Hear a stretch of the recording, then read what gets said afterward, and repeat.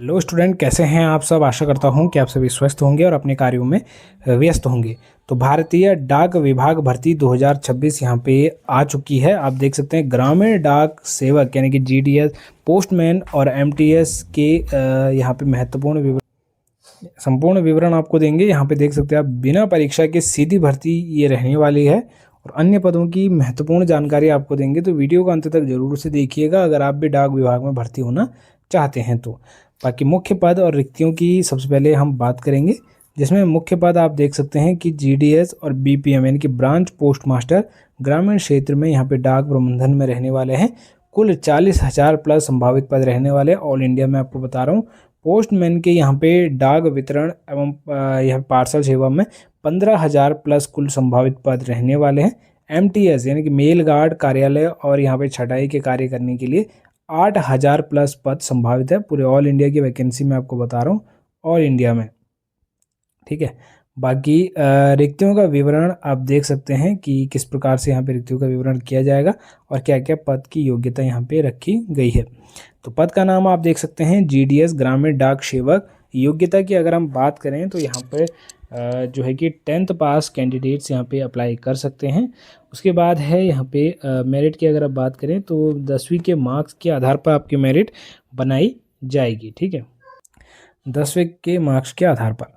अगला है postman. Postman आप यहाँ पे देख सकते हैं 12वीं पास कैंडिडेट्स इसके लिए अप्लाई कर पाएंगे। लिखित परीक्षा इनकी होगी, लिखित परीक्षा होगी। बाकी आगे मैं आपको बता दूंगा कि लिखित परीक्षा होगी या फिर जो है कि आपका भी मेरिट बेस पे ही किया जाएगा। उसके बाद है एमटीएस। एमटीएस यानी कि मल्टीटास्किंग स्टाफ। बाकी आप देख सकते हैं 10वीं पास इसमें मांगा गया है और लिखित परीक्षा यहाँ पे भी होने वाली है आपकी। बाकी लिखित परीक्षा होगी या फिर मेरिट बेस पे होगा, ये मैं आपको अपडेट आने के बाद ही बता पाऊंगा। अभी आप देख लीजिएगा भर्ती का अपडेट। तो मेल गार्ड की वैकेंसी यहाँ पे 12वीं पास रखी गई है, इनकी क्वालिफिकेशन योग्यता और लिखित परीक्षा इसमें भी ली गई है। हालांकि बहुत कम स्टेट होते हैं जो लिखित परीक्षा लेते हैं, ज़्यादातर स्टेट में मेरिट बेस ही कराया जाता है। जैसे उत्तराखंड हो गया, यूपी हो गया, मेरिट बेस ही यहाँ पे चलता है।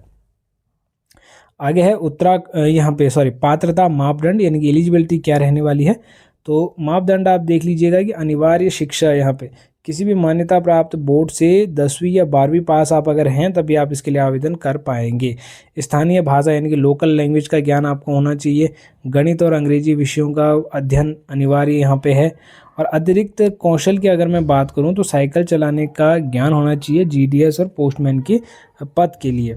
कंप्यूटर चलाने के बुनियादी ज्ञान आपको होना चाहिए। स्मार्टफोन चलाने में दक्षता यानी कि बीपीएम के लिए स्मार्टफोन का आपको पूरा ज्ञान होना अनिवार्य है, जो कि आजकल सभी को होता ही है। अब आयु सीमा की अगर हम बात करें एज लिमिट की, तो यहाँ पे 18 से 40 साल आपकी आयु सीमा रखी गई है। बाकी आरक्षित श्रेणियों के लिए यहाँ पे छूट भी दी गई है। जैसे ओबीसी को 3 वर्ष की छूट, SC ST को 5 वर्ष की छूट, PWD को 10 वर्ष की छूट। इस प्रकार आपको यहाँ पे छूट भी दी जाएगी। अब महत्वपूर्ण तिथियों की अगर हम बात करूं, इंपॉर्टेंट डेट्स की, तो आप अधिसूचना में देख सकते हैं कि जून 2026 में जो है कि इसकी अधिसूचना आने की पूर्ण संभावनाएं हैं।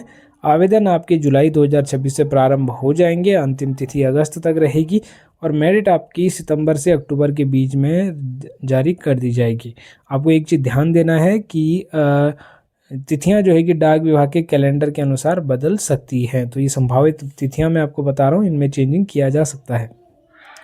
अब चयन प्रक्रिया सिलेक्शन प्रोसीजर की अगर हम बात करें तो जीडीएस चयन विधि की अगर हम बात करें तो कोई परीक्षा इसमें नहीं होगी। 10वीं के अंकों के आधार पर ही इसमें आपकी मेरिट लिस्ट जारी की जाएगी। बाकी पोस्टमैन और यहाँ पे एमटीएस के लिए कहीं कहीं यहाँ पे शारीरिक परीक्षा वगैरह होती है, तो बाकी बहुत सी जगह मेरिट बेस पे ही कर दिया जाता है।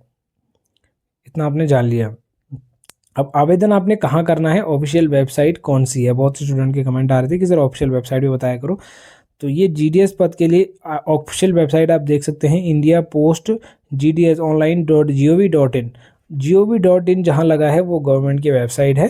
इसके अलावा आप किसी अन्य वेबसाइट पर मत जाइएगा, फ्रॉड वगैरह भी आजकल काफ़ी हो रहे हैं, ठीक है। तो यहीं आपको आवेदन करना है।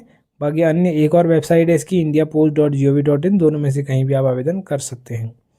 सैलरी की अगर हम बात करें, सैलरी देख लीजिएगा। सैलरी बहुत ज़्यादा इंपॉर्टेंट है क्योंकि तभी आपको स्वाभाविक सबसे पहले है यहाँ पे BPM ब्रांच पोस्ट मास्टर। तो आप देख सकते हैं यहाँ पे 12,000 से 29,000 रुपये आपकी सैलरी रहेगी, प्लस अन्य भत्ते भी आपको इसमें दिए जाएंगे, ठीक है। बाकी ABPM डाक सेवक के लिए यहाँ पे 10,000 से 24,470 रुपये रहेंगे, और अन्य भत्ते भी आपको दिए जाएंगे, अन्य भत्तों का संपूर्ण लाभ दिया जाएगा। पोस्टमैन और मेल गार्ड के लिए यहाँ पे 21,700 से 69,100 रुपये तक लेवल 3 की वैकेंसी रहेगी, और MTS के लिए आप देख सकते हैं यहाँ पे 18,000 से 56,900 रुपये तक लेवल फर्स्ट की वैकेंसी रहेगी। MTS के लिए थोड़ा ठीक ठाक यहाँ पे सैलरी रहेगी।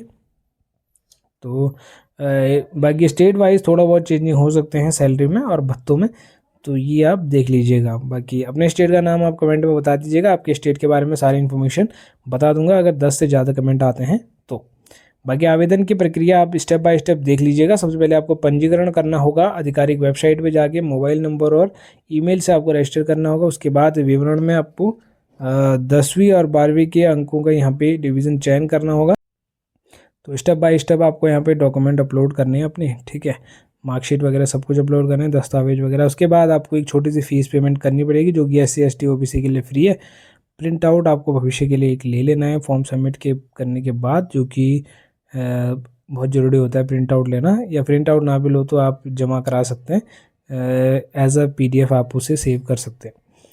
तो आवेदन शुल्क की अगर हम बात करें तो अनरिजर्व्ड OBC और EWS के लिए यहाँ पे 100 रुपये फीस रहने वाली है, और उसके अलावा यहाँ पे SC ST PWD और महिलाओं के लिए 0 फीस है, किसी प्रकार की फ़ीस पेमेंट आपको नहीं करनी है, ठीक है।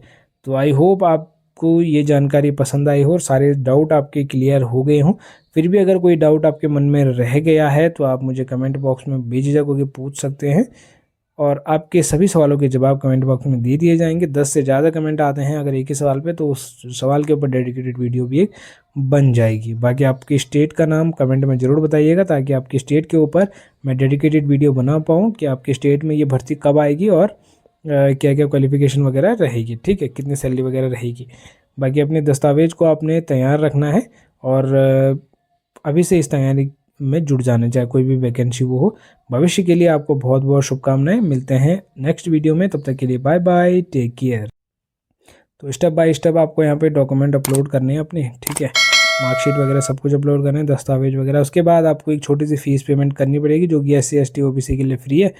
प्रिंट आउट आपको भविष्य के लिए एक ले लेना है फॉर्म सबमिट के करने के बाद, जो कि बहुत ज़रूरी होता है प्रिंट आउट लेना, या प्रिंट आउट ना भी लो तो आप जमा करा सकते हैं, एज अ PDF आप उसे सेव कर सकते हैं।